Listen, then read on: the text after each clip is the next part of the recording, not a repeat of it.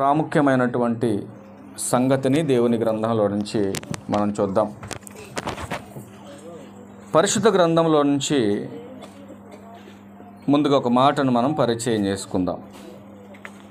సామెతల గ్రంథం 16వ అధ్యాయం 20వ వచనాన్ని చదువుదాం ప్రియులారా. ముందుగా సామెతల గ్రంథము, ఉపదేశమునకు చెవియొగ్గువాడు మేలు నొందును, యెహోవాను ఆశ్రయించువాడు ధన్యుడు. దేవుని యొక్క మాట వింటే మేలుందా అనేది మనం ఆలోచించాలి. దేవుని మాట వింటే మేలుంటుందండి? మేలుందా? దేవుని వాక్యం వింటే మేలుంటుందని సంతోషంగా వచ్చిన వారు చేయొద్దండి. దేవుని మాట వింటే మాకు మేలుంది, దేవుని మాట వినటం కొరకే మేము సంతోషంగా ఇక్కడికి వచ్చామన్నోళ్ళు మీరంతా, అవునా? దేవుని మాట వినటానికి మేము సంతోషంగా వచ్చాము ఇక్కడికి, అంతేనా? అందుకే వచ్చారా? ఇంకా వేరే ఏమన్నా ఉందా? పోనీ కిరణ్ గారు రాకపోతే ఏమన్నా అనుకుంటాను వచ్చారా మీరు? మంది కాదు కదా. కిరణ్ గారు ఏదో రాకపోతే ఏమన్నా అనుకుంటాడని వచ్చిన వాళ్ళు కాదుగా మీరందరూ వాక్యం వింటే మేలు ఉంటుందని వచ్చిన వాళ్ళు మీరంతా, అంతేనా? 100వ కీర్తన ఒకసారి 2వ వచనంలో కూడా ఆ మాటను చూద్దాం. ఒకసారి మీకు పరిచయాలు చూపిస్తాను, చూద్దాం. సంతోషముతో యెహోవాను సేవించుడి, ఉత్సాహ గానము చేయొచ్చు. ఎలా రమ్మంటున్నాడు ఆయన దగ్గరికి? సంతోషంతో రావాలి. మరి దేనికోసం రావాలి? సంతోషంగా దేవుని వాక్యం వినటానికి రావాలి. దేవుని వాక్యాన్ని వినటానికి రావాలంటే మాకేం తక్కువని రావాలి అనుకుంటున్నాడు మనిషి. కానీ దేవుడు అంటున్నాడు, నువ్వు ఏ ప్రాంతంలో ఉన్నా, నీకెంతున్నా నువ్వు వాక్యం వినాలి రయ్యా అంటున్నాడు దేవుడు. కీర్తనల గ్రంథం 49వ కీర్తన 2వ మాట, 49వ కీర్తన 2వ మాట. ఇవన్నీ మీకు ఎందుకు చూపిస్తున్నానో ముగింపులో మీకు అర్థమవుతుంది. చూడండి ఏమంటాడు, చాలా క్లారిటీ చెప్తున్నాడు. సామాన్యులేమి, సామంతులేమి, ధనికులేమి, దరిద్రులేమి, లోక నివాసులారా, మీరందరూ ఏకముగా కూడి ఎందుకు ఒగ్గమంటున్నాడు? చెవి. ధనవంతుల్ని వినమంటున్నాడు, పేదవారిని వినమంటున్నాడు, అంతేనా? సామంతులు అంటే గొప్పవాళ్ళని, డబ్బు ఉన్నోళ్ళు, బాగా అధికారం ఉన్నోళ్ళని. మరి దరిద్రులు అంటే ఎవరు? ఏమీ లేనట్టు పేదోళ్ళు. మరి గొప్పోడిని వినమన్నాడు, పేదోడిని వినమన్నాడు. అంటే వాక్యం అందరూ వినాలన్నమాట, అంతేనా? భూమి మీద ఉన్న ప్రతి ఒక్కడు వాక్యం వినాలి. వాక్యం వినకుండా వాక్య ప్రకారం బ్రతకకుండా భక్తనే ముసుకేసుకొని నువ్వు గనక చనిపోతే దానికన్నా ప్రమాదమైనటువంటి ఘోరమైనటువంటిది మరొకటి ఉండదు. అర్థమవుతుందా మీకు? నీకు ఎంత డబ్బున్నా, ఎంత అధికారం ఉన్నా, నీకు ఇల్లున్నా లేకపోయినా, నీ చదువు ఉన్నా లేకపోయినా, నువ్వు పట్టణంలో ఉన్నా పల్లెటూళ్ళలో ఉన్నా, ఎక్కడ బ్రతికినా మనిషి అన్నగా పుట్టాక దేవుని మాట వినాలి మనిషి, అవునా కదా? ఇది బైబిల్ చెప్పిందేనా? నా మాట ఇది బైబిల్ చెప్పిన సత్యం. ఈరోజు ప్రతి మనిషి భూమి మీద దేనికోసం పరిగెడుతున్నాడంటే ఏదో సంపాదించాలి, ఏదో సాధించాలి. ఇదేనా మనిషి యొక్క ఆలోచన? ఏదో సంపాదించాలి, ఏదో సాధించాలని నీ ప్రయాస చాలా అద్భుతంగా ఉంది భూమి మీద. కానీ దేవుడు అంటున్నాడు కదా, భూమి మీద పుట్టినటువంటి మనిషి నువ్వు 2 రకాలుగా ప్రయాసపడి సంపాదించాలి. ఎన్ని రకాలుగా? 2 రకాలుగా సంపాదించాలి. ఒకటేమో దేహం కోసం సంపాదిస్తే, రెండవది ఆత్మ కోసం సంపాదించాలి. ఇప్పటి వరకు చాలామంది, ఆదాము మొదలుకొని ఇప్పటి వరకు మనిషి దేహం కోసం సంపాదించడానికి ప్రయాసపడుతున్నాడు, తన జీవితాన్ని వ్యర్థపరుచుకుంటున్నాడు. కానీ ఆత్మ కొరకు సంపాదించవలసినటువంటి సంపాదన మనిషికి అర్థం కాలేదు, ఎలా సంపాదించాలో. అందుకే ఆయన అంటున్నాడు, ఇదిగో మీరంతా నా మాట వినాలి. నా మాట వింటేనే మీకు ఆరోగ్యం, నా మాట వింటేనే మీరు చేయబోతున్నటువంటి కార్యాలు సఫలమవుతాయి. మీరు నా మాట వింటేనే నీ కుటుంబానికి దీవెన. మీరు నా మాట వింటేనే మీరు అనుకున్నది అనుకున్నట్టుగా జరుగుద్దంటున్నాడు ఆయన. ఈరోజు ఒక తండ్రి స్థానములో తల్లిగా, తండ్రిగా మీరు ఆయన మాట వింటే, కేవలము దేవుని మాట వింటూ బ్రతుకుతున్నటువంటి ఆ ఆశీర్వాదం, ఆ దీవెన నీ ఒక్కడితో ఆగిపోదు. అది నీ పిల్లలకు, నీ పిల్లల తరాలకు ఉంటుందంటున్నాడు గ్రంథంలో. కానీ ప్రియమైన దేవుని వారిలో మనం ఆలోచించగలిగితే అసలు మనిషి దేవుని వాక్యాన్ని వినటానికి ఇష్టపడతాడా? ఇష్టపడుతున్నాడు ఇవాళ? వాక్యం వినటానికి ఇష్టపడడు. ఎందుకంటే వాక్యం వింటే మాకేం వస్తుందండి? చూపిస్తాను మీకు ముందుకెళ్తే. మనుషుల యొక్క ఆలోచన భావజాలం ఈరోజు భూమి మీద ఎంత వరస్ట్గా ఉందో భక్తులని పిలువబడుతున్న వాళ్ళ గురించి చెప్తున్నాను నేను. భక్తికి బయట ఉన్నటువంటి వారి గురించి నేను మాట్లాడట్లేదు, సంఘం వెలుపల ఉన్న వారి గురించి మాట్లాడట్లేదు, సంఘములో ఉన్నవారి గురించే మాట్లాడుతున్నా. చాలా జాగ్రత్తగా వినాలి. భూమి మీదకి వచ్చినటువంటి మనిషి ఎప్పుడు చనిపోతాడో ఎవరికని తెలుసా? తెలిస్తే ఎవరైనా చేతులు ఎత్తుండి. భూమి మీద రేపేం జరగబోతుందో ఎవరికైనా తెలుసా? మీ కళ్ళు నా వైపే ఉండాలి, కాదని ఇటని చూసే అనుకోండి, పౌలు గారు కనుక చెప్పినట్టు చెప్పాల్సి వస్తుంది మీకు కూడా. పౌలు గారు చెప్పాడు, ఇక నువ్వు చూడవన్నాడు. ఇంకంతే, అయిపోయినాయి కళ్ళు, అడిగి అయిపోయినాయి. దేవుని మార్గాన్ని పాడు చేస్తూ ఉంటాడు ఒకడు మాయమాటలు చెప్పి. అట్లాంటోడు పౌలు గారికి ఎదురు పడతాడు. చెప్పాడు అడిగి, ఎవరైనా నువ్వు చేస్తుంది తప్పు, క్రీస్తు మార్గాన్ని చెడగొట్ట మాకు, ఏదో 4 మాయమాటలు చెప్పి 4 రూపాయలు డబ్బులు సంపాదించుకుంటున్నావు, నీ బతుకేదో నువ్వు బతుకు, క్రీస్తు జోలికి రాకరా అని చెప్పాడు అడిగి. చెప్తే నువ్వు చేసేది నేను చేస్తాను, పెద్ద తేడా ఏముంది అన్నాడు పౌలు దగ్గరికి వచ్చి. అయితే నువ్వు కొన్ని దినాలు లోకాన్ని చూడకపోవటం మంచిది అన్నాడు, నువ్వు వెంటనే గుడ్డివాడు గమ్మన్నాడు. అంతే. అలాంటి శాపాలు మీరు తెచ్చుకోవద్దు. దేవుని దగ్గరికి వచ్చినప్పుడు ఎలా ఉండాలి తెలుసా? మన ప్రవర్తన ఎలా ఉండాలమ్మా? దీన్ని ఒకసారి ఆ మాట కూడా, దీన్ని కొంచెం జాగ్రత్త వస్తుంది మీకు. ప్రసంగి గ్రంథం 5వ అధ్యాయం ప్రారంభ వచనాలు చూడండి. దేవుని మందిరం అంటే ఏది? ఏమ్మా, దేవుని మందిరానికి పోయినప్పుడు జాగ్రత్త అన్నమన్నాడు కాబట్టి కిరణ్ గారు వాళ్ళ ఇంటికి వస్తే జాగ్రత్తగా ఉండక్కర్లేదని దీని భావం అర్థం అదేనా? ఎక్కడైతే దేవుని పేరట సువార్త సభ ఏర్పడుతుందో ఆ స్థలం దేవుని మందిరమే. దేవుని మందిరం అంటే 4 గోడలు కాదు. కొత్త నిబంధన ప్రకారం దేవుని మందిరం అంటే ఎవరు? సంఘమే ఆయన మందిరం, దేహమే ఆయన ఆలయం. అట్లాంటి సంఘం ప్రతి స్థలానికి వెళ్ళినప్పుడు ఎలా ఉండాలంటే తమ ప్రవర్తన చాలా జాగ్రత్తగా చూసుకోవాలి. అంతేనా? ఇప్పుడు డాక్టర్ గారి దగ్గర కూర్చొని ఎదురు కూర్చొని, అమ్మ ఏం జరిగింది, ఏంటి నీ ప్రాబ్లం అని అడుగుతున్నప్పుడు హాస్పిటల్కి వచ్చేవాళ్ళు ఇంకా పోయేవాళ్ళు ఇంకా కంపౌండర్లు ఇంకా నర్సులు ఇంకా చూస్తున్నాం అనుకోండి, ఏం చేస్తాడు డాక్టర్ గారు? నిన్ను ఏం చేస్తాడమ్మా? అంత ఇంట్రెస్ట్ లేదనుకుంటే పాపం కంపౌండర్ కాలింగ్ బెల్ కొట్టి ముందు అర్జెంట్కి పేషెంట్ బయట నెట్టు అంటాడా లేదా? దేవుడు కూడా అంతే. నువ్వు వెనుకోవాడిని ఎడకొచ్చి టైంపాస్ చేసావనుకో, అవసరం అంటవా ఈ భక్తి, ఈ యొక్క జీవన విధానం ఈ మనిషికి వద్దు, తీసేయమంటాడు. ఇంకా అట్లాంటి పరిస్థితి మనం తెచ్చుకోవద్దు. మనం వచ్చింది ఎందుకు ఇక్కడికి? దేనికోసం వచ్చాం తల్లి? మనం దేనికోసం వచ్చాం? మనం దేవుని మాటల కోసమేనా? మరి దేవుని మాటల కోసం మనం వచ్చినప్పుడు దేవుని మాటలు మనం నేర్చుకునే పోవాలి కదా, అవునా? ఎంతైనా ఇప్పుడు దాదాపు ఒక 10-15 రెఫరెన్స్లు చెప్పామనుకోండి, ఇంత పెద్ద పాఠం చెప్పామనుకోండి, ఇంత పెద్ద పాఠంలో కొద్దిగా నువ్వు పట్టుకెళ్ళాలి కదా. పట్టుకెళ్ళాలా వద్దా? ఇప్పుడు ఇంటికి వెళ్ళిన తర్వాత మీ ఇంట్లో రానోళ్ళు ఏం చెప్పిండు అయ్యగారు ఇవ్వాలి వాక్యం అని అంటే, మరి ఏదో అరిశాడు కొరికాడు అన్నాడు చెప్పాడు ఆయన, అయిపోయింది అన్నాం అనుకో. ఏమన్నా అర్థం ఉందా దీంట్లో? నీకు అర్థమయ్యేలా చెప్తే జాగ్రత్తకి ఈ రాత్రి. ఒకసారి మనం అందరం కూడా ఎఫెసీ పత్రికకి వెళ్ళి మళ్ళీ వెనక్కొద్దాం. త్వరగా దీన్ని చాలా మంచి మాటలు నేర్చుకుందాం. చక్కటి వాతావరణాన్ని ఇచ్చాడు. అన్ని చోట్ల వానబడింది, మన దగ్గర వానలేదు. దేవుడు మంచి మేలు చేసింది కిరణ్ గారి కుటుంబానికి. చూద్దాం ఒకసారి ఎఫెసీయులకు రాసిన పత్రిక 5వ అధ్యాయం. ఎఫెసీయులకు రాసిన పత్రిక 5వ అధ్యాయం. క్రైస్తవులందరికీ తెలిసినటువంటి మాట. ఏంటి, చిన్నప్పటి నుంచి వింటున్నాం మనం ఈ మాటలు. ఏంటో మాట అంటే 5వ అధ్యాయం ఒకసారి 17వ వచనం చూద్దాం. ఎందు నిమిత్తం, అక్కడ జాగ్రత్తగా వినాలి. ఎందు నిమిత్తం అన్నాడు. ఎందు నిమిత్తం, ఈ ప్రార్థన ఎందు నిమిత్తం కిరణ్ గారు పెట్టించాడంటే దాని వెనకాల ఏదో ఒకటి ఉండాలి కదా, అవునా? ఎందు నిమిత్తం పెట్టించాడు ఈ ప్రార్థన?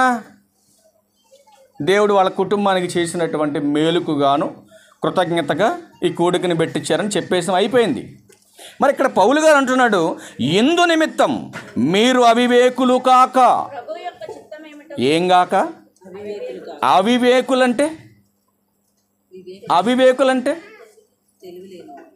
ఏమి లేనోళ్ళు, తెలివి లేనోళ్ళు. అంటే దేవుని దగ్గరకు వచ్చినటువంటి తన పిల్లలు తెలివి కలిగిన వారుగా ఉండాలనుకుంటున్నాడా, తెలివి తక్కువ వాళ్ళుగా ఉండాలనుకుంటున్నాడా మీరు చెప్పాలా? సరే, దేవుని పిల్లల గురించి కాసేపు పక్కన పెడదాం, మన పిల్లల గురించి మనం మాట్లాడతాం. సమాజంలో మన పిల్లలు ప్రయోజకులుగా ఉండాలని కోరుకుంటామా, పనికిమాలినలాగా ఉండాలని కోరుకుంటామని చెప్పాలి మీరు. ఏమ్మా, ప్రయోజకులుగా ఉండాలనే కదా ఈ స్కూల్లో ఎడ్యుకేషన్ బాగాలేకపోతే ఇంకో స్కూల్కి పెడతాం మనం, అక్కడ కూడా బాగపోతే ఇంకొక స్కూల్కి పంపిస్తాం. ఎందుకు? వాడు మంచి విద్యార్థి కావాలి, మంచి జ్ఞానాన్ని సంపాదించాలి, ఉన్నతమైన చదువు చదవాలి, సమాజంలో గొప్ప ప్రయోజకుడు కావాలి నా కొడుకు అన్న ఆలోచనతో కష్టపడి ₹1000 కట్టి మంచి స్కూల్లో జాయిన్ చేస్తా వాడిని. ఎందుకు? వాడు భవిష్యత్తు బాగుండాలి, మంచి జ్ఞానవంతుడు కావాలి, ప్రయోజకుడు కావాలి, అందరికంటే గొప్పవాడుగా ఉండాలనే ఆలోచనతో నీ కొడుకును ఏం చేయాలనుకుంటావు? ప్రయోజకుడిని చేయాలనుకుంటావు, నువ్వు చదివించాలనుకుంటావు. కానీ దేవుడు అంటున్నాడు కదా, నా యొద్దకు వచ్చిన మీరు నా వలే ఉండాలి. మరి దేవుడు ఎలాంటోడండి? జ్ఞాన అజ్ఞాన? జ్ఞానవంతుడాయన. మరి జ్ఞానవంతుడి కుమారులు కుమార్తెలు ఎలా ఉండాలి చెప్పాలి. జ్ఞానవంతుడు మన తండ్రి. మనోజ్, నువ్వు కిందకు వచ్చాను, రామానికి చేరిచ్చిరా చెప్పాలి తల్లి. ఇప్పుడు నేను జ్ఞానవంతుడు అనుకోండి, సపోజ్ అనుకుందాం కాసేపు, నా పిల్లలు ఎలా ఉండాలని కోరుకుంటాను నేనే కొంచెం వచ్చి 2-4 మొక్కలు చెప్తున్న వాక్యం. నా పిల్లలు నాకంటే గొప్పగా చెప్పాలనే వాళ్ళకి ప్రతిసారి తర్పిదిస్తాం ఇంటి దగ్గర కూర్చోబెట్టే. అవునా? ఎందుకోసం ఇస్తున్నాం తర్పిది? వాళ్ళకి మంచిగా మెసేజ్ చెప్పాలి, దేవుని మహాజ్ఞానాన్ని నాకంటే బలంగా చెప్పాలి రానున్న సమాజానికి, నాకంటే వేగభరితంగా చెప్పాలి వాళ్ళు అన్న ఆలోచనతో ఒక్క సెకండ్ కూడా సమయాన్ని వేస్ట్ చేయకుండా ప్రతిరోజు రీడ్ చేపిస్తూనే ఉంటాం బైబిల్ వాళ్ళతో. ఎందుకంటే తన పిల్లలు గొప్పవారిగా ఉండాలన్నదే పరలోకపు తండ్రి యొక్క ఆలోచన ఉంది.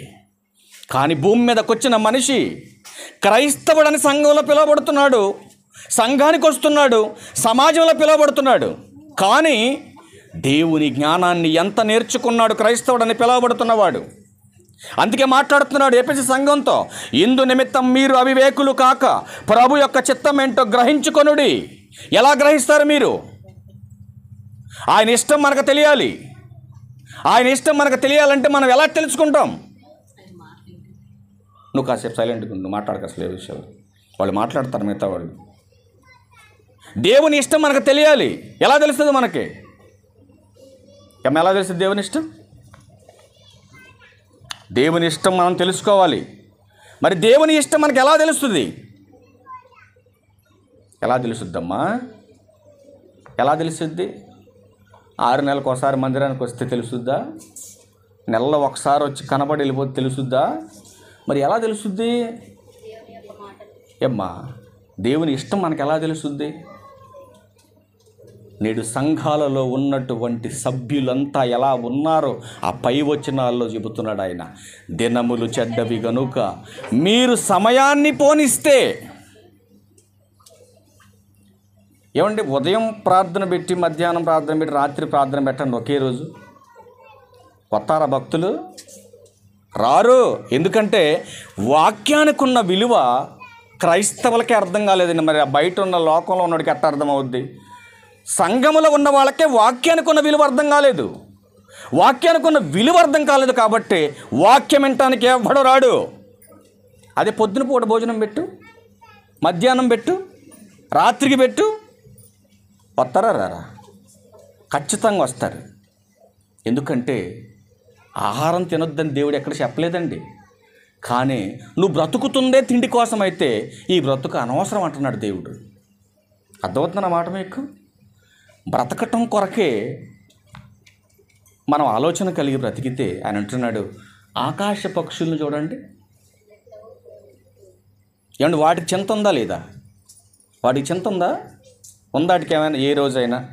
ఒకరోజు ఒక వీడియో తీశానండి. కోతులన్నీ పాపం రోడ్డు పక్కన కూర్చొని, వర్షం పడుతుంది, ఆ వర్షంలోనే అటు కూర్చొని ఉన్నాయండి పాపం కోతులు.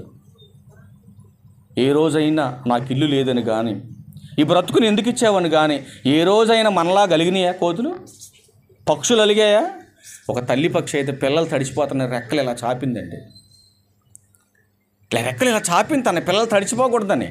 ఎప్పుడైనా తల్లి పక్షి దేవా ఎందుకు మాకు ఇలా చేసావు, ఆ మనుషులకేమో మంచి మంచి భవనాలు, మంచి మంచి కార్లు, ఉన్నతమైన స్థితి ఏమో వాళ్ళకిచ్చావు, మాకేమో ఏ నివాసం లేకుండా మమ్మల్ని ఎందుకు ఇలా తయారు చేసావని ఏ జంతువు అయినా అడిగిందా? మీరు మేపుకున్న గేదెలు ఎప్పుడైనా మిమ్మల్ని అడిగాయా? దోమలు కొట్టకుండా నీకు ఆల్అవుట్, దోమలు కొట్టకుండా నెట్ట నీకు, దోమలు కొట్టకుండా ఫ్యాన్ నీకు, దోమలు లోపలికి రాకుండా గేట్లో నెట్ట నీకు. మరి వాటికి నువ్వు ఏడదత్తే నాకెందుకు, పొద్దున్నే 6 లీటర్ పాలు మాత్రం నాకు ఇచ్చేయమని బయట వదిలేస్తావు వాటిని గాలికి. ఎప్పుడన్నా నలిగిందా? పోనీ ఎప్పుడన్నా పాలు పితికేటప్పుడు తన్నిందా నిన్ను ఎప్పుడైనా? రాత్రంతా సుఖంగా నువ్వు పడుకుని నన్ను కష్టపెట్టావు బయట, ఇంత కష్టపెట్టినా నీకు నేను ఎందుకు పాలు ఇవ్వాలి అడిగింది ఎప్పుడైనా? పశువు అడిగిందా? అడగలేదండి.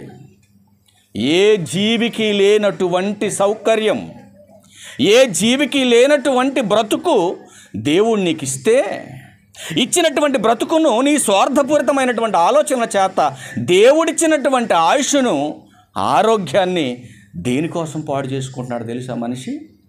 దేనికోసం పాడు చేసుకుంటున్నాడు? ఈ లోకం కోసం, ఈ దేహం కోసం పాడు చేసుకుంటున్నాడు మనిషి. తన ఆయుష్ తగ్గిపోతుంది. దేనికోసం తగ్గిపోతుంది? తమ దినములన్నీ వ్యర్థంగా గడుపుకుంటుంటే దేవుడు ఎందుకండి ఆరోగ్యం ఇవ్వాలి? సామెతల గ్రంథం 3వ అధ్యాయం ప్రారంభవచనాలు చూడండి, ఏమంటున్నాడు అక్కడ? సామెతల గ్రంథం 3వ అధ్యాయం ప్రారంభవచనాలు చూడండి. నా కుమారుడా, నా ఉపదేశమును విని విడిచిపెట్టకు, నా ఆజ్ఞలను హృదయపూర్వకముగా గైకొను. చూడండి ఏమంటాడు? ఎంత అద్భుతమైనటువంటి మాటలండి. ఏ తండ్రిని చెప్పగలిగేది ఈ మాటలో? ఏ తండ్రి చెప్పగలడండి ఈ మాటలో?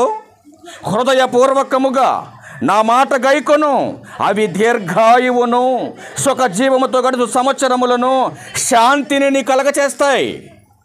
ఇప్పటివరకు డబ్బు అనుకున్నాగా శాంతి ఇచ్చేది, ఇప్పటివరకు అధికారం అనుకున్నాగా హ్యాపీగా ఉండగలిగి చేసేది.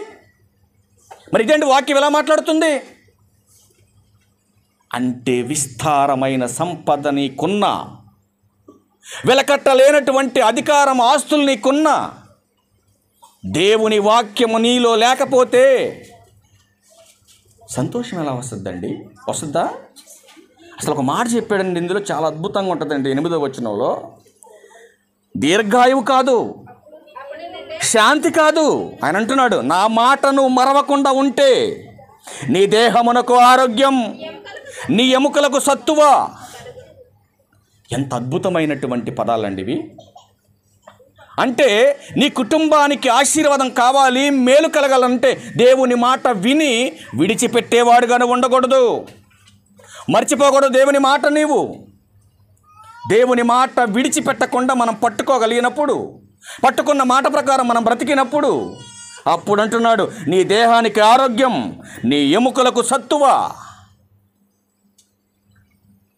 ఇంత చక్కటి మాటలు దేవుడు సమాజానికి తెలియజేస్తున్నా మనిషి పట్టించుకొనట్టు బ్రతుకుతున్నాడండి సమాజంలో.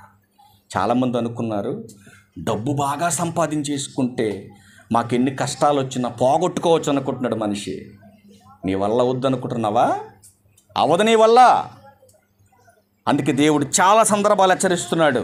ఇదిగో నీ కుటుంబం క్షేమంగా ఉండాలంటే, నువ్వు హ్యాపీగా ఉండాలంటే నువ్వు చేయవలసిందల్లా ఒక్కటే. నా కోసం యాగాలేం చేయక్కర్లేదు, నా కోసం నెలల తరబడి అన్నదానాలు ఏం చేయనక్కర్లేదు. నువ్వు చేయవలసిందల్లా ఒక్కటే, నువ్వు నీ కుటుంబం హ్యాపీగా భూమి మీద ఉండాలంటే కొంతకాలం నువ్వు చేయాల్సిందల్లా ఒక్కటే అని ప్రారంభ దశలో చెప్తున్నాడు ఇశ్రాయేలుకి మోషే గారి ద్వారా. ఒకసారి ఆ మాట చూద్దాం. ద్వితీయోపదేశకాండం 5వ అధ్యాయం. నీ కుటుంబం క్షేమంగా ఉండాలంటే నువ్వు చేయవలసిందల్లా ఒక్కటే. చూడేం చెప్తున్నాడు ఆయన. ద్వితీయోపదేశకాండం 5వ అధ్యాయం 29. వారికిని వారి సంతానముకు నిత్యము క్షేమము కలుగునట్లు, జాగ్రత్తగా వినాలి ఈ మాటలు, నీకును నీ తర్వాత నీ కుటుంబానికి నిత్యము అన్నాడా, నెల నెలకు ఒకసారన్నాడా? అంటే నిత్యం అంటే నువ్వు బ్రతుకు కాలమంతా. ఏమండి, ఎవరని చెప్పగలరా ఈ మాటలు? చెప్పగలరండి? అసలు ఎంత గొప్ప తండ్రి అండి మనకి లోకానికి పంపించిన తండ్రి.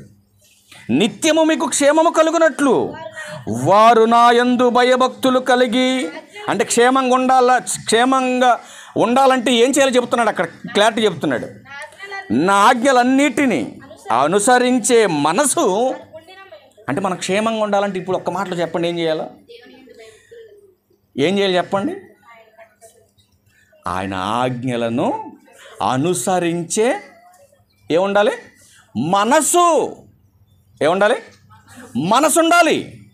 దేవుని మాట అనుసరించి నడిచేటటువంటి మనసు మనకుంటే మన కుటుంబానికి ఏమొస్తుంది అంటున్నాడు ఆయన?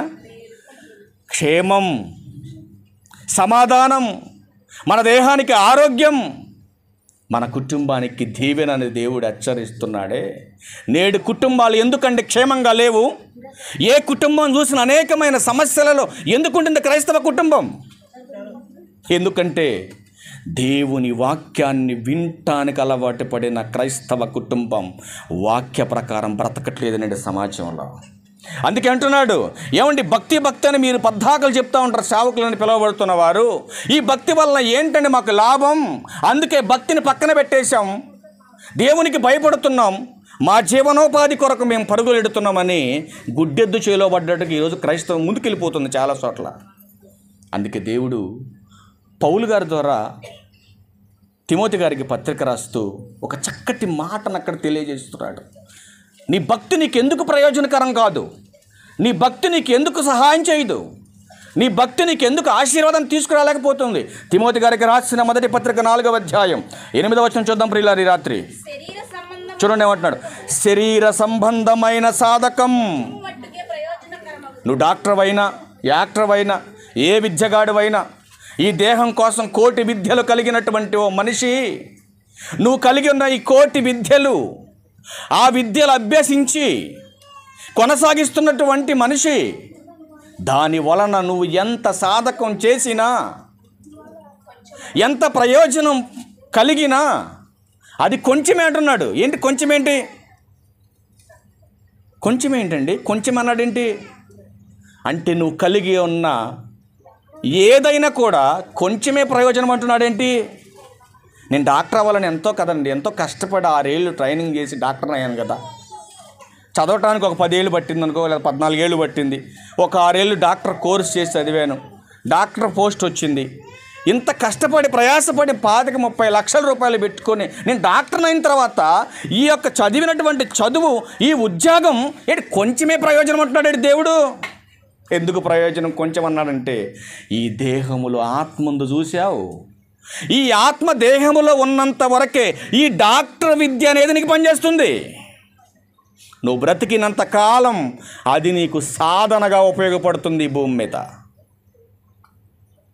దాని తర్వాత చెబుతున్నాడు ఇది మేలుకరమైన జీవితం గురించి. కానీ నువ్వు యాక్టర్ అయినా, డాక్టర్ అయినా, ఇంజనీర్ అయినా, నువ్వెవరువైనా, నువ్వు దేహంలో ఆత్మ ఉన్నంత వరకు నువ్వు కలిగి ఉన్న పని వలన నీకు ఉపయోగం ఉంది. కానీ భక్తి గురించి మాట్లాడుతున్నాడు చూడండి.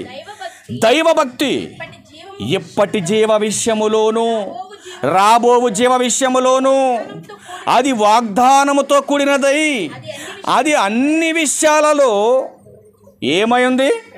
ప్రయోజనం. ప్రయోజనం అంటే ఉపయోగం. అంటే నీ భక్తి ఈ జీవితానికి ఉపయోగపడుతుంది, రాబో జీవితానికి ఉపయోగపడుతుంది అని దేవుడు చెప్పిన తర్వాత మరి నీ భక్తి నీకు ఎందుకు ఉపయోగపడట్లేదు జీవనానికి?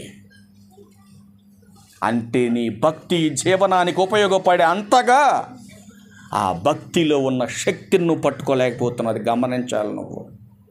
అంటే నీ భక్తి నీ జీవనానికి ఉపయోగపడుతుంది అన్నాడా, ఉపయోగపడదని చెప్పాడా? మీరు చెప్పాలి ఇప్పుడు. ఏమో చెప్పండి. నీ భక్తి నీకు ఉపయోగపడుతుంది అన్నాడా? ఎప్పుడు ఉపయోగపడుతుంది? అసలు భక్తి అంటే పరలోకానికి పోవడానికి మాత్రమే భక్తి అనుకున్నారు చాలామంది. భక్తికి ఉన్న నిర్వచనం అర్థం కాలేదు. భక్తి ఈ జీవనానికి ఉపయోగపడుతుంది, రాబో జీవనానికి ఉపయోగపడుతుంది. మరి ఉపయోగకరంగా మనిషి ఆలోచన చేస్తున్నాడా ఈరోజు? మీరు ఆలోచన చేయండి. అందుకే అంటున్నాడు సొలొమోను గారు సామెతల గ్రంథం 21:30లో, సామెతల గ్రంథం 21:30లో భక్తులైనటువంటి వారు ఎలాంటి ఆలోచన చేయాలండి అసలు మీరు చూడండి ఒకసారి. యెహోవాకు విరోధమైన జ్ఞానమైనను వివేచనైనను ఆలోచనైనను నిలబడద్దు అన్నాడా? ఏమంటే ఒక భక్తిపరుడుగా దేవునికి విరుద్ధంగా నువ్వు ఆలోచన చేస్తే, ఏమంటే దేవునికి విరోధమైనటువంటి జ్ఞానంతో ఆలోచన చేస్తే నిలబడుద్దా? ఏమంటే నేను జ్ఞానవంతుడండి, నేను మంచి ఆలోచన పరుండండి, అదంతా సంఘం బయటండి.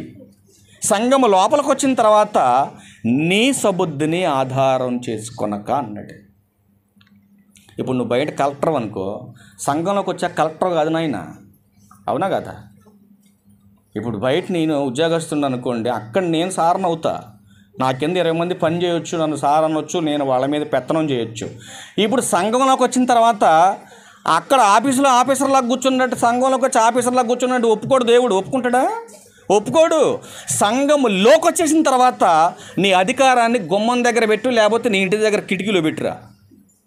సంఘంలోకి వచ్చిన తర్వాత మనమంతా ఒక్కటే, అవునా కదా? వ్యత్యాసాలు ఉండే ఏమైనా సంఘంలో? ఒకవేళ అలాంటి దౌర్భాగ్యపు ఆలోచన ఉంటే ఆడు సంఘానికి పనిచేయడు.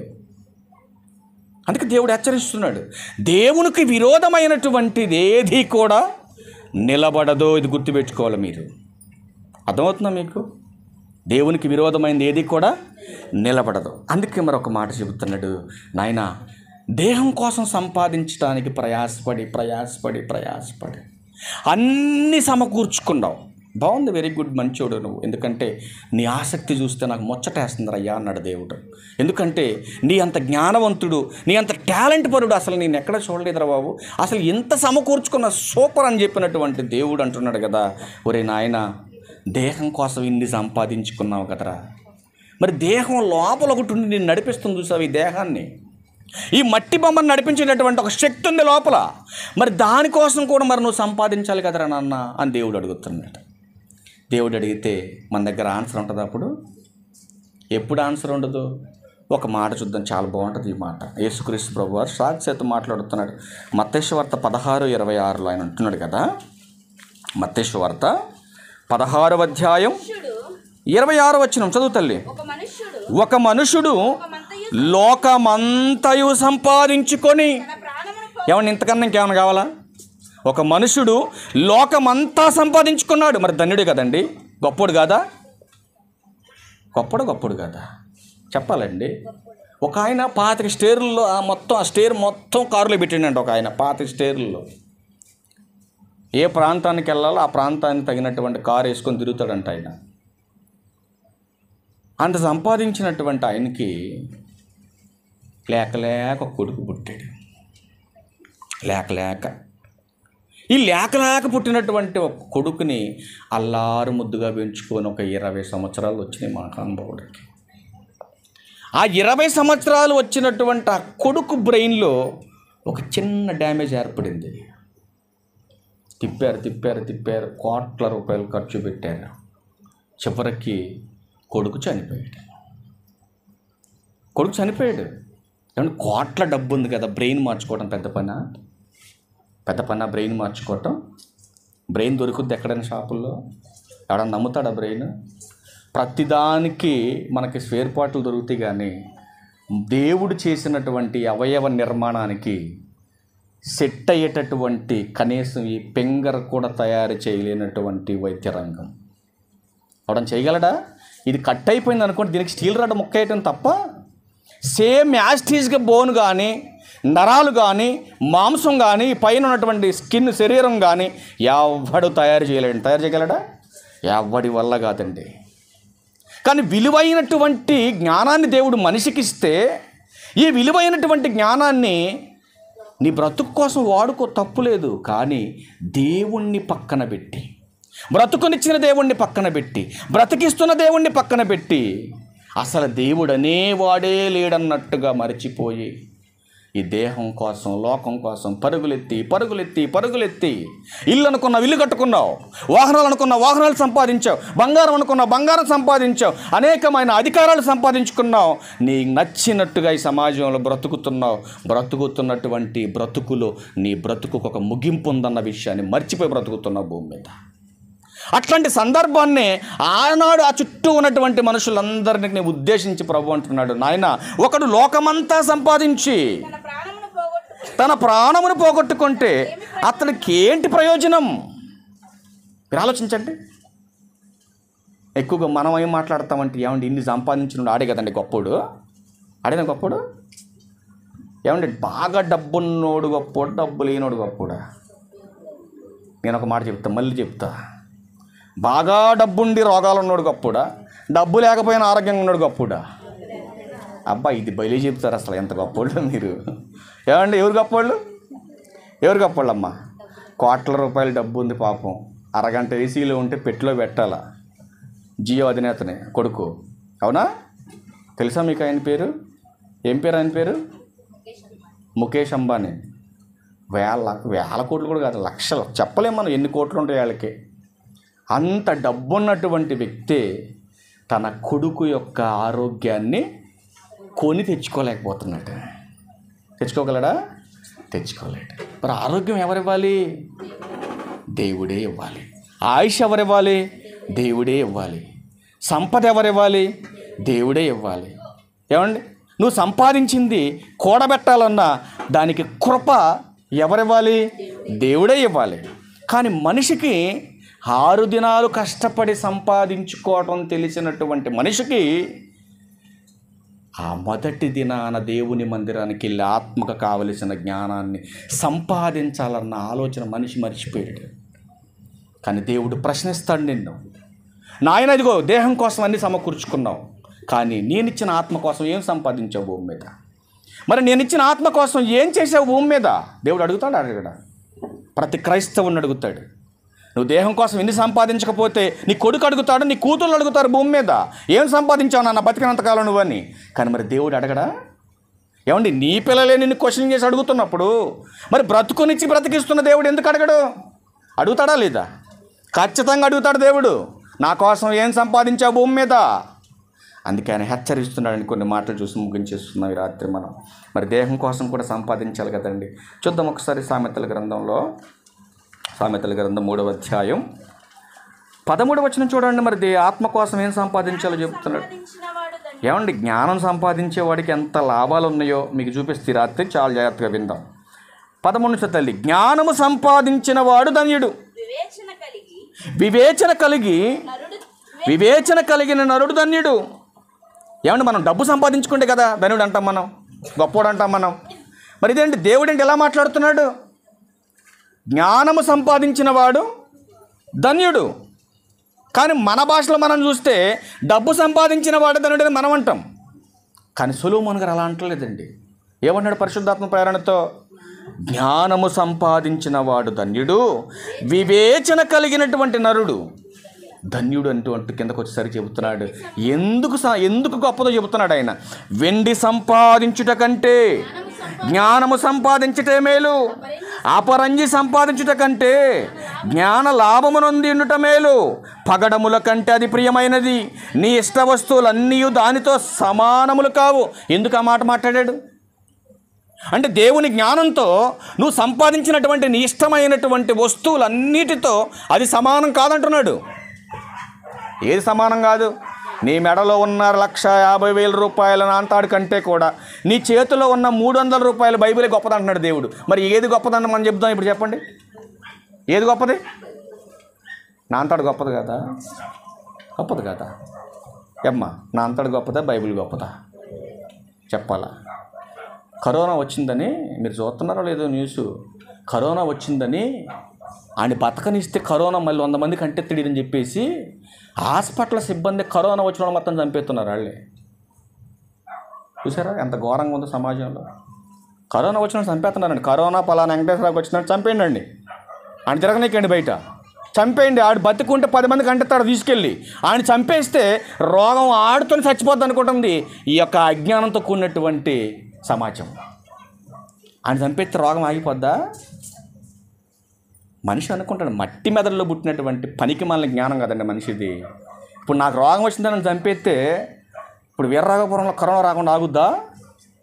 ఎంతమందికి రాశాడు దేవుడు ఆయన బొగ్గులో కొంతమందికి రావాలని, అంతమందికి వచ్చి తీరుద్ది అది. ఆయన కలుగును కాకంటే కలుగుద్ది ఎక్కడ? గాల్లో. పుట్టును కాకంటే నీ దేహంలో పుట్టుద్ది. పుట్టదా? వెంకటేశ్వరరావుని చంపిన పలానోడికి రావాలని దేవుడు చెప్పాడంటే ఖచ్చితంగా రోగం వచ్చే ఉంటుంది. వస్తుందా రాదా? మీకు ఒక విషయం చెప్పమంటారా? అద్భుతమైనటువంటి మాట చూపిస్తుంది బైబిల్ ఇప్పుడు మీకు. మనందరిలో రోగాలు ఉన్నాయి తెలుసా మీకు?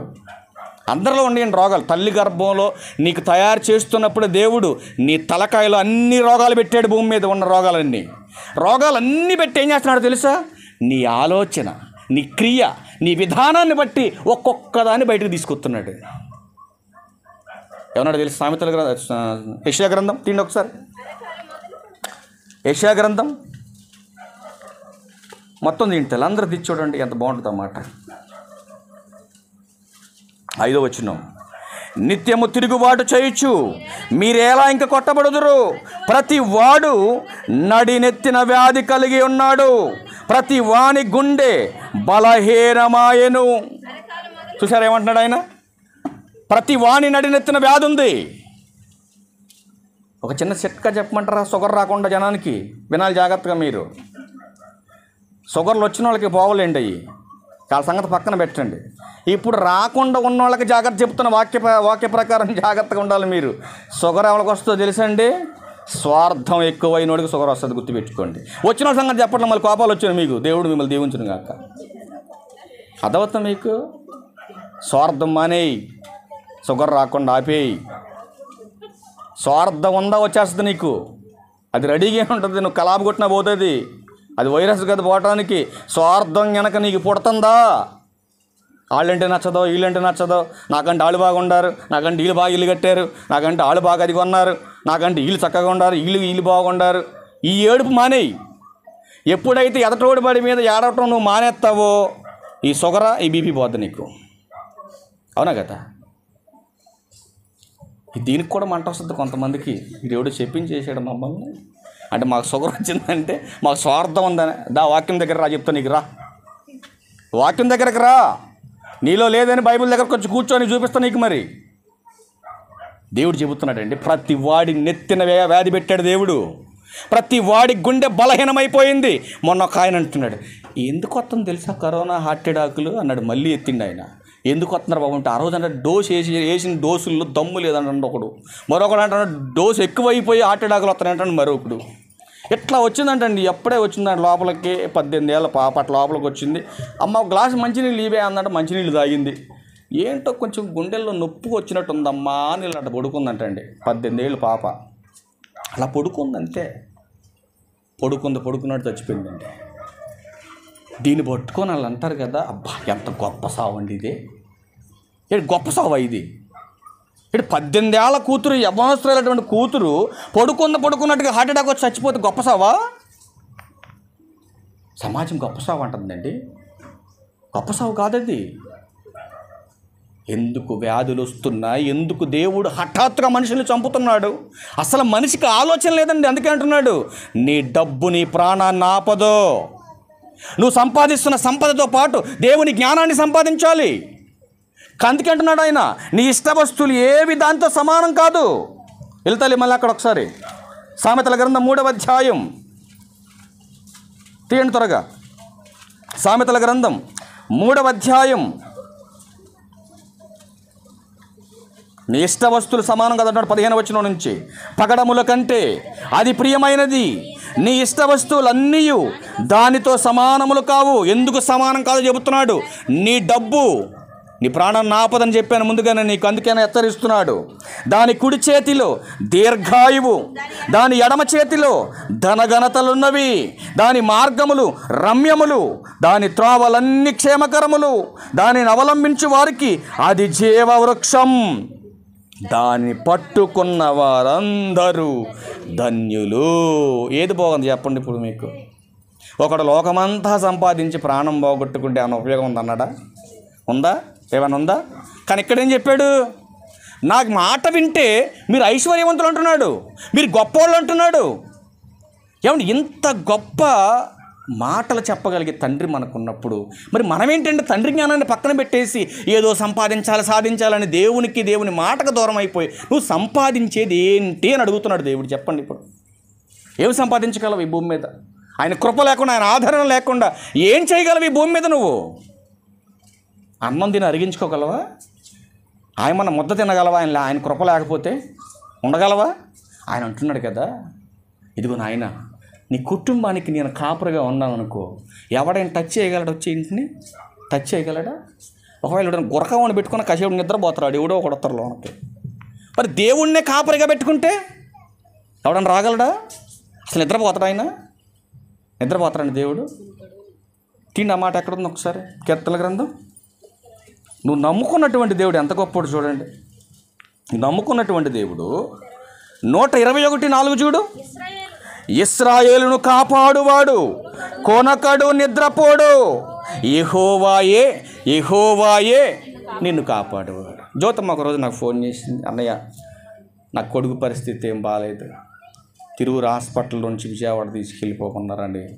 ఫోన్లో ఏడుతుంటే నేను ఒకటే చెప్పా, ఎప్పుడు కూడా అందరికీ ఒకటే చెప్తా, వాక్యానుసారంగా ఉన్న వాళ్ళకి ఒకటి చెప్తా, వాక్యానుసారంగా లేకుండా వాక్యానికి వ్యతిరేకంగా ఉంటే ఒకటి చెప్తా. చాలామందికి తెలుసు, నేను ఒకటి చెప్పానంటే అయిపోద్ది అది. ఇక అది నా గొప్పతనం కాదు, దేవుని గొప్పతనం.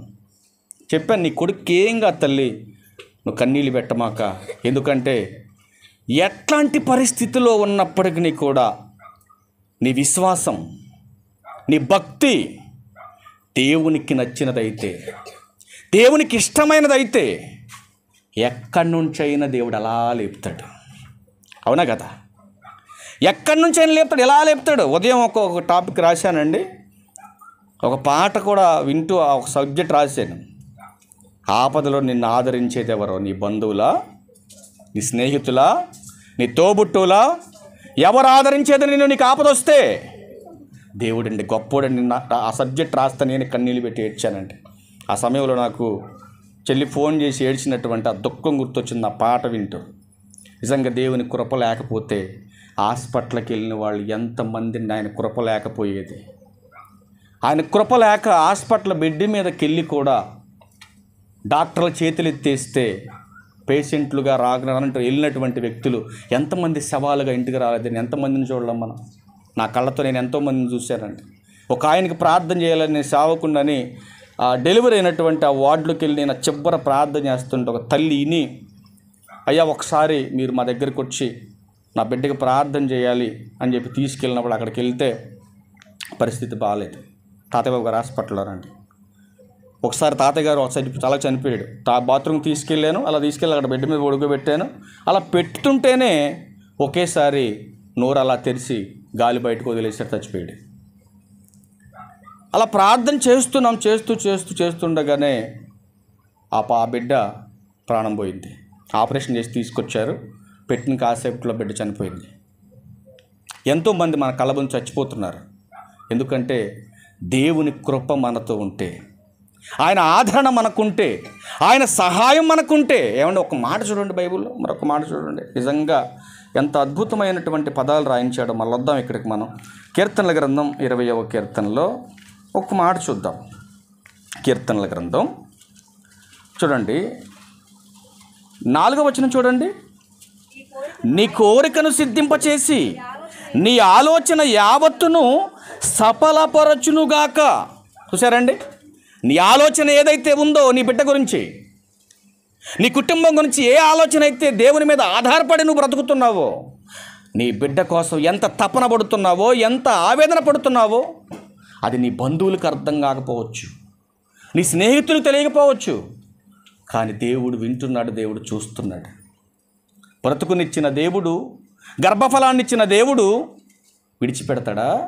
మీరు ఆలోచించండి. అందుకే మొదటి మాటలో చూడండి, 20వ అధ్యాయం మొదటి మాటలో, ఆపత్కాలమందు యెహోవా నీకు ఉత్తరమిచ్చునుగాక, యాకోబు దేవుని నామం నిన్ను ఉద్ధరించునుగాక, పరిశుద్ధ స్థలములో నుండి ఆయన నీకు సహాయము చేయునుగాక, సియోనులో నుండి నిన్ను ఆదుకొనుగాక. ఇవన్నీ జరిగాయా, జరగలేదా? మీరు చెప్పాలి. దేవుడు అంత గొప్పడండి. మరణ వేదనలు తొలగించి మరణములో నుంచి లేవనెత్తగలిగే గొప్ప దేవుడు నువ్వు నేను నమ్ముకున్న దేవుడు. ఈ మనుషులు నమ్ముకుంటే మనుషులు ఏం చేస్తారు మీరు ఆలోచించండి. ఏం చేస్తారు మనుషులు? మన అవసరం ఉన్నప్పుడు మన అవసరాలు తీర్చగలిగే దేవునికి చెబితే ఆయన తీరుస్తాడు. ఈ భూమి మీద ఎవరు తీర్చరండి, ఎవరు పట్టించుకోరు. కానీ మనం ఏమనుకుంటాం తెలుసా? అయ్యగారు అలాగే చెప్తాడు, ఆయన పని అదే కదండి, ఇలాగే చెప్తాడు ఈయన. మరి అసలు మందిరానికి రానోడు ఆరోగ్యంగా ఉన్నాడు కదా, మందిరానికి రానోడు బ్రహ్మాండంగా బతుకుతున్నాడు కదా అని ఎవరు చెప్పుకుంటారు తెలిసి ఈ మాటలు? భక్తులే. మలాకీ గ్రంథం తీయండి ఒకసారి, ఉన్నారు చరిత్రలో ఎలాంటి వాళ్ళు, చూద్దాం ఒకసారి ఆ మాటలు కూడా. మలాకీ గ్రంథం 3వ అధ్యాయం 15వ వచనం చూడండి ప్రియులరా. ఏమనుకుంటున్నారు చూడండి. ఓ భక్తి భక్తి భక్తి అంటారు వీళ్ళు. ఏమండి ఇక్కడ ఉన్న భక్తుల గురించి చెప్తున్నాడు నేను, చూడండి. మలాకీ గ్రంథం 3వ అధ్యాయం 15వ వచనం. గర్విష్ఠులు ధన్యులగుదురనియు. ఏమండి గర్విష్ఠులు ధన్యులా? ఏమండి మనిషి అనుకుంటాడు, ప్రతిరోజు మందిరానికి వెళ్ళి దేవుని మాటలు వింటున్నటువంటి మనిషికి ఈర్ష్య వచ్చేసింది. ఎందుకంటే ఏమండి గర్వం లేకుండా బ్రతకమనేమో అయ్యగారు చెబుతున్నాడు, దేవుడు అదే కోరుకుంటున్నాడు.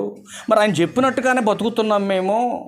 కానీ ప్రతిరోజు గర్వించినోడేమో ఆరోగ్యంగా ఉంటుండు, మరి మేమేమో గర్వం లేకుండా బతుకుతున్నటువంటి మాకేమో దేవుడేమో రోగాలు పెడుతున్నాడు.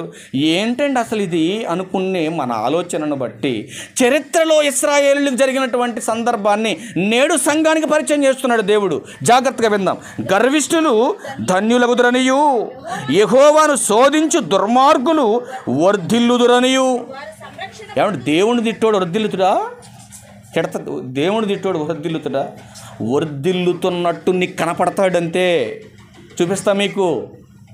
గర్వించేవాడేమో శుభ్రంగా హ్యాపీగా సంతోషంగా ఏ రోగాలు లేకుండా కష్టాలు లేకుండా బ్రతుకుతున్నాడు అనుకుంటున్నావు నువ్వు. దేవుణ్ణి తిట్టేవాడు, దేవుడు అంటే భయం లేనివాడు దినదినము వర్ధిల్లుతున్నాడు. నేను 6 దినాలు పనిచేస్తున్నా, 7వ దినాన్ని మందిరానికి పోయి కూర్చుంటున్నా, నేను అసలు ఆశీర్వదింపబడట్లేదు, నా రూపాయి నిలబడట్లేదు నువ్వు అనుకుంటున్నావు అనుకోని అంటున్నాడు. కిందకు వచ్చేసరికి వారు సంరక్షణ పొందుదురనియు మీరు చెప్పుకొనుచున్నారు. చూసారండి ఏం చెప్పుకుంటున్నారు భక్తులు?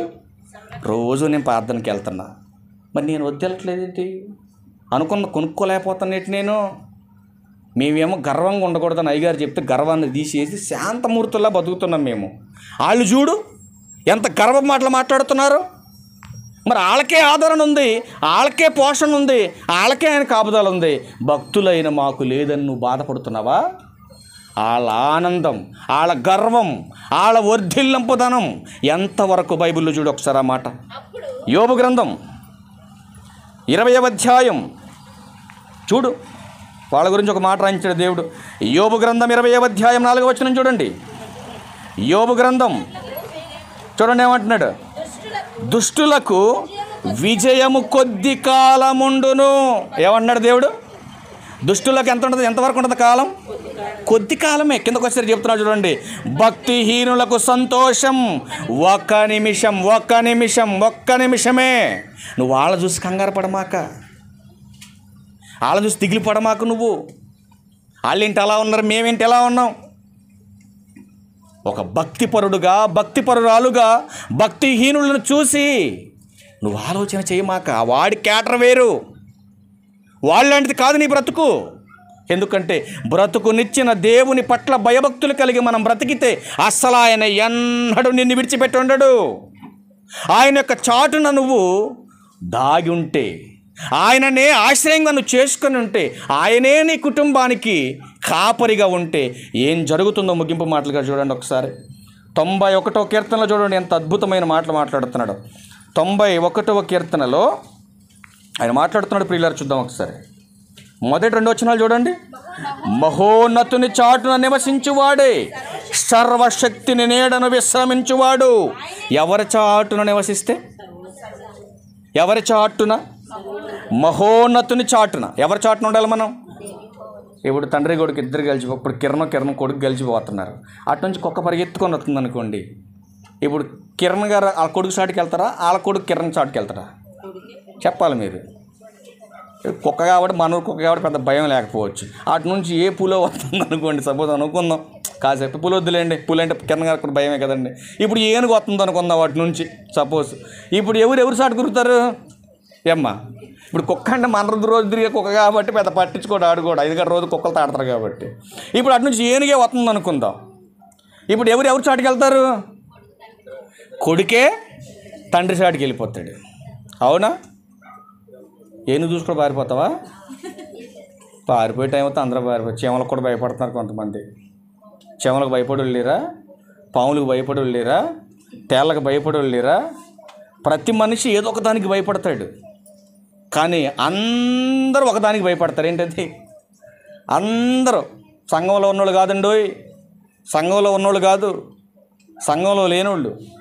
సంఘంలో ఉన్నోళ్ళు అంటే జ్ఞానవంతులు కదండి, వాళ్ళు భయపడరు.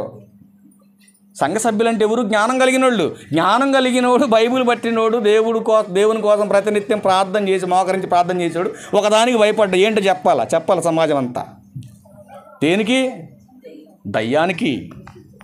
ఏమ్మా, దేనికి భయపడ్డా? మనిషి దేనికి ఎక్కువ భయపడతాడు?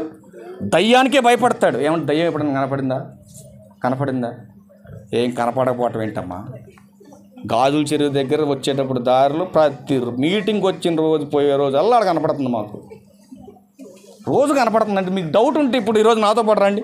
గాజుల చెరువు దగ్గర మీకు దయ్యాన్ని చూపించే పోతాను నేను. ఏమన్నా ఉందా లేదా? ఉందా దయ్యం? ఉందా? మరి లేని దయ్యానికి ఎందుకు భయపడుతున్నావు నువ్వు? ఏమండి, లేని దయ్యానికి ఎందుకు భయపడుతున్నావు నువ్వు చెప్పు? దయ్యం ఎక్కడన్నా కనపడింది ఎవరికైనా? పోనీ ఎవడన్నా చెప్పాడు కనపడిందని? చెప్పాడు ఎవడైనా? కానీ చెప్పలేదు, కానీ చూసాం మనం. ఎక్కడ చూసామండి?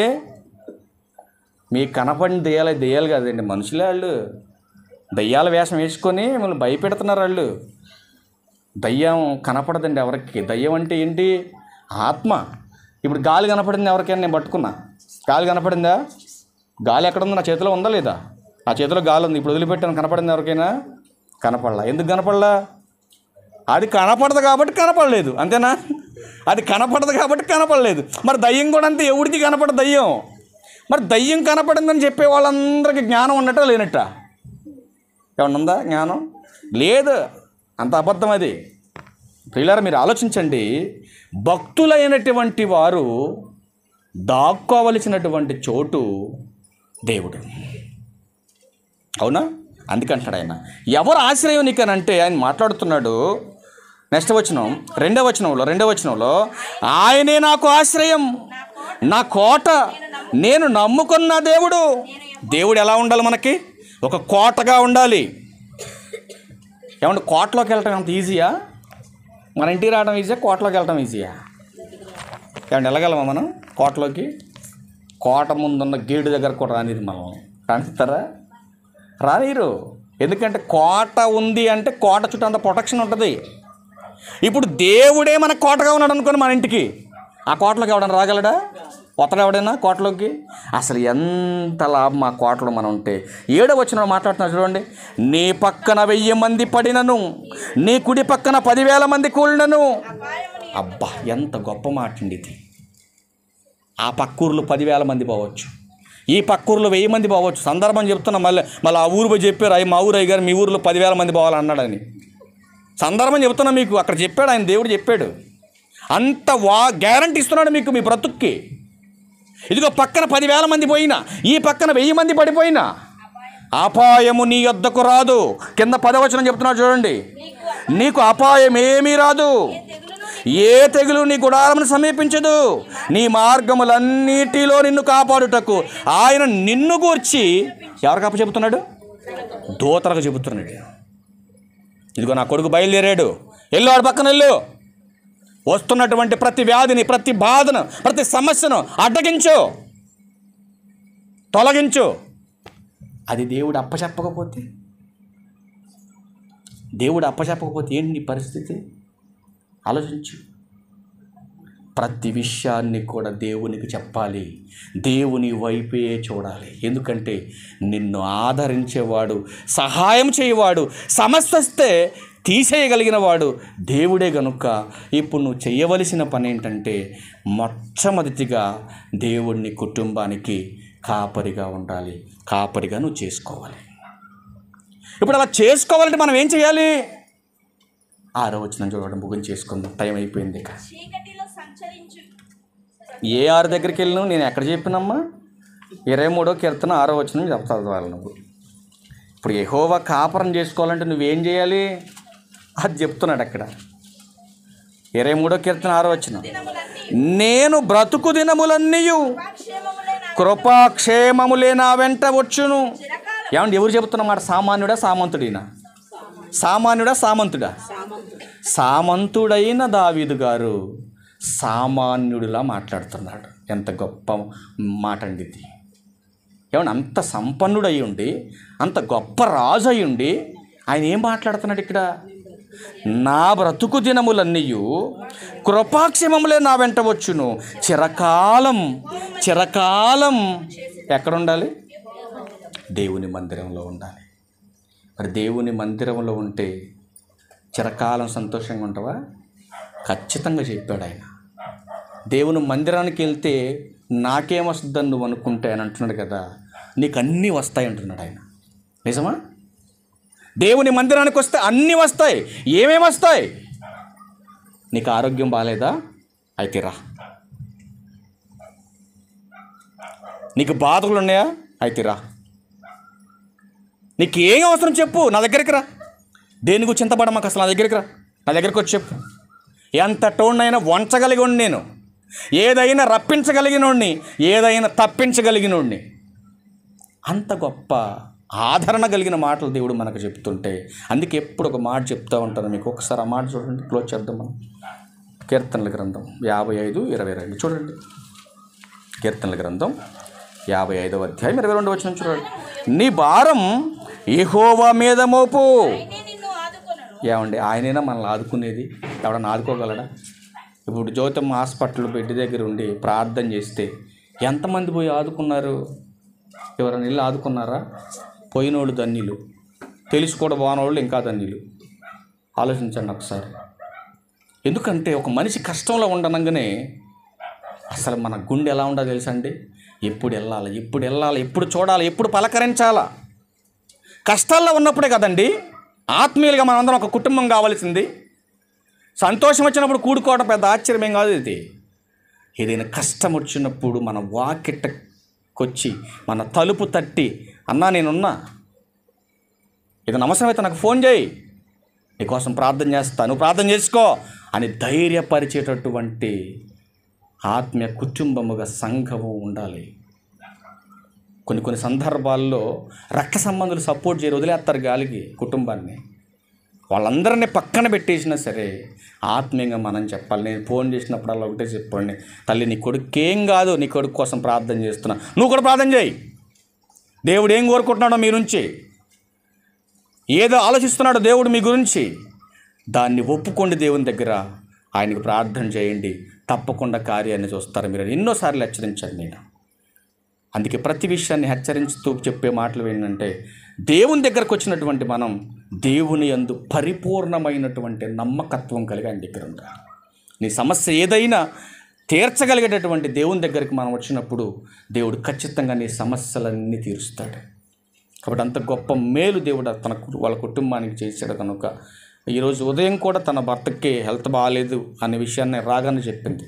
నిజంగా మీ దేహానికి ఆరోగ్యాన్ని ఇచ్చి, మళ్ళీ తమ్ముడు అందరికి ఎందుకులే భోజనం కొంతమందికి పెడదామని వీళ్ళు నిర్ణయం తీసుకుంటే, అనారోగ్యంలో ఉండి కూడా తమ్ముళ్ళు ఆరోగ్యాన్ని పొందుకొని భోజనం పెట్టడం కోసం అని మళ్ళా చొనుబండ నుంచి మళ్ళా కలగర నుంచి మళ్ళీ తిరిగి అందరికీ భోజనం పెట్టేటటువంటి పని కోసం ప్రయాసపడి వచ్చాడని చెప్పేసి సంతోషపడ్డాను నేను. నిజంగా దేవుడు ఎంత గొప్పోడంటే, నువ్వు పడిపోయినా కూడా ఆయన తిరిగి నిన్ను లేవనెత్తగలడు. అంత గొప్పోడండి ఆయన. మరి అంత గొప్పోడు మనకు ఉన్నప్పుడు మనం ఎందుకంటే దేవుడిని విడిచిపెట్టి లోకంకి వెళ్ళి తిరుగుతున్నాం వెళ్ళి మనం. ఇప్పుడు చెప్పండి, దేనిని గురించి నీ చింత? ఆలోచించు ఒకసారి. దేనిని గురించి అసలు నీ చింత? అందుకే ఆయన అంటున్నాడు, నీ చింత ఏదైనా సరే నా మీద ఏమంటున్నాడు. ఏమన్నా అంత నమ్మకం ఆయన ఇస్తున్నప్పుడు మనం ఎందుకు వేయలేకపోతున్నాం ఆయన మీద? ఆయన మీద ఏది చూడు ఒకసారి, నమ్మకంగా ఏది చూడు. జరగకపోతే అప్పుడు అడుగు నన్ను. ఓకే, తల్ల వంచండి, ప్రార్థన చేసుకుందాం. తల్లి చివరిలో ఏమైనా మాట్లాడతావా? వెరీ గుడ్, మంచిది. చిన్న ప్రార్థన చేసి చెల్లెమ్మకి ఇద్దాం మైక్, మాట్లాడుతుంది. ఎవరి స్థలంలో వాళ్ళు కూర్చొని తల్ల వంచండి, ప్రార్థన చేసుకుందాం.